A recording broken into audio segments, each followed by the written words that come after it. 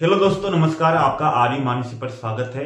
पिछले कुछ माह से अभ्यर्थियों के मन में या चाहे जो अध्यापक बड़ी मेहनत से अभ्यर्थियों को पढ़ाता है, लेकिन बार बार में पेपर लीक होते थे। इस एक पेपर को लीक होने के बाद में दोबारा परीक्षा आयोजित होने में कम से कम 3-4 साल का समय लगता था। यानी कि बहुत से अभ्यर्थी तो ऐसे हैं जो 30-35 साल के हो चुके हैं।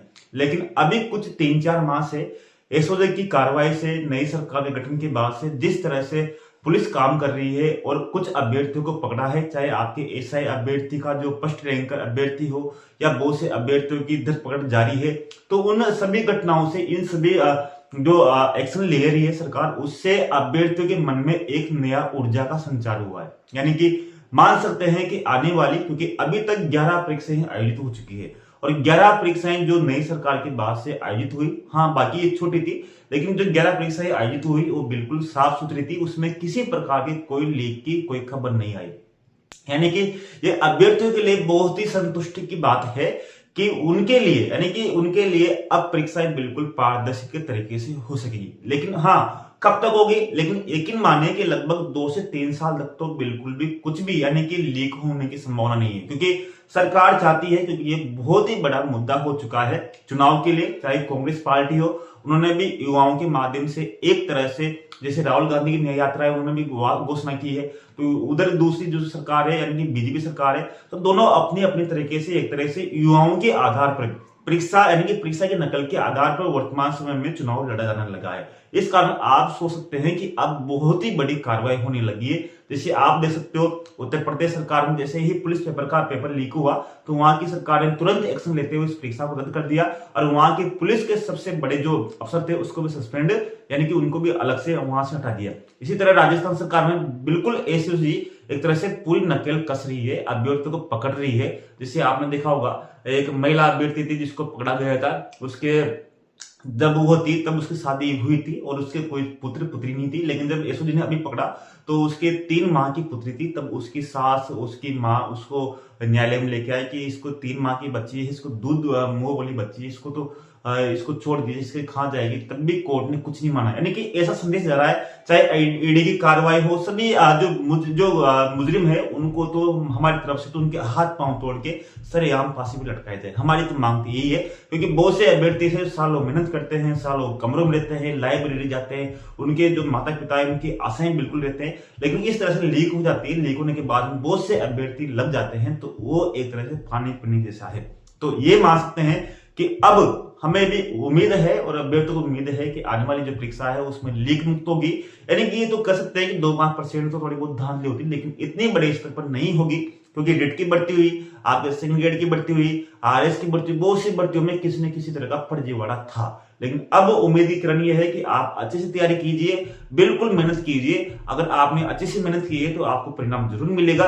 यानी कि ये बात तय है कि अब सरकार पूरी तरह से एक्शन में है, चाहे पुलिस है, जितनी भी सरकार है, सब पे उसकी नजर रहती है कि जो पेपर लीक होगा उसका जिम्मेदार किसी न किसी तरीके से इस बार भी चुनाव में आपका प्रभाव पड़ा। तो ये मान सकते हैं कि अब जो भर्तियां आई, चाहे हो सकता है कि अभी भर्तियां फटाफट आए, तो उनके बाद में भी हम बात करेंगे। तो चलो पहले आप देख लेते हैं, यानी कि जो था तो उसको देखेंगे, यानी कि जो अपना वरिष्ठ अध्यापक का जो पेपर था उसके बारे में बात करेंगे और साथ में ही इनके दोनों के बारे में चर्चा करेंगे। अगर बात करें आपकी सेकंड ग्रेड की, तो सेकंड ग्रेड की जैसे मैं आपको अभी एसएसटी पढ़ा रहा हूँ, तो एसएसटी में आपको क्या क्या देखना है।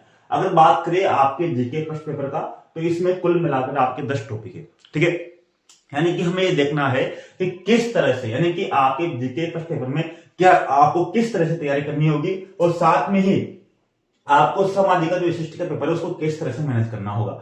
अब देखो, मैं आपको यहाँ पर कुछ चीजें बताता हूँ। यहाँ पर आपको ध्यान देना होगा, पढ़ेंगे जरूर, लेकिन एक बार आप देख लीजिए, क्योंकि जीके फर्स्ट पेपर को जरूरी कराना, पूरा जरूरी कराना जरूरी है। अगर हम देखेंगे तो आप एक राजस्थान करंट अफेयर और शिक्षा मनोविज्ञान, यहाँ से आपके 30 क्वेश्चन आते हैं, यानी कि 30 क्वेश्चन। तो राजस्थान करंट अफेयर का अपना कुछ महत्व है ही नहीं, बिल्कुल भी कुछ महत्व नहीं है। बाद में जब आपको वैकेंसी आएगी, वैकेंसी आने के बाद में ही इसको करंट अफेयर को देखेंगे।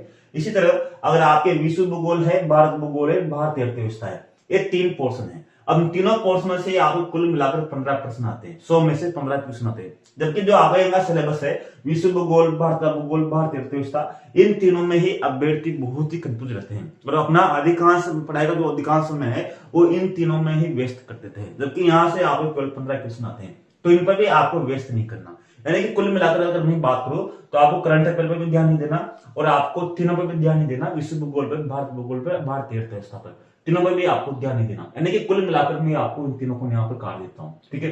इसी तरह आपको करंट अफेयर को काट देता हूँ यहाँ पर। अब आपके बचा भारतीय संविधान। तो भारतीय संविधान अगर आप एसएसटी की तैयारी कर रहे हो तो आपको भारतीय संविधान आता है। बाकी कुछ टॉपिक जैसे अंबेडकर है, आपके भारत शासन अधिनियम 1935 है, 1919 है, वो कुछ है, तो इसको भी आपको अधिक नहीं देखना। इसी तरह भारतीय राज्य व्यवस्था को भी आपको ज्यादा नहीं देखना। यानी कुल मिलाकर मैं बात कर सकता हूँ, आपको शिक्षा मनोविज्ञान की तैयारी करनी है। इसी तरह आपको राजस्थान इतिहास पढ़ना है, क्लास संस्कृति पढ़नी है। अगर भूगोल की बात करें तो आपके भारतीय भूगोल में राजस्थान का भूगोल आ जाएगा। अगर मैं जीके की बात करूं तो केवल आपको जीके में क्या पढ़ना है, आपको जीके में एक तो राजस्थान का इतिहास कंप्लीट करना है, राजस्थान की कला और संस्कृति याद करनी है और शिक्षा मनोविज्ञान आपको याद करना है। यानी कुल मिलाकर आपको जीके प्रश्न पेपर में आपको 3 ही टॉपिक आपको ध्यान रखना है।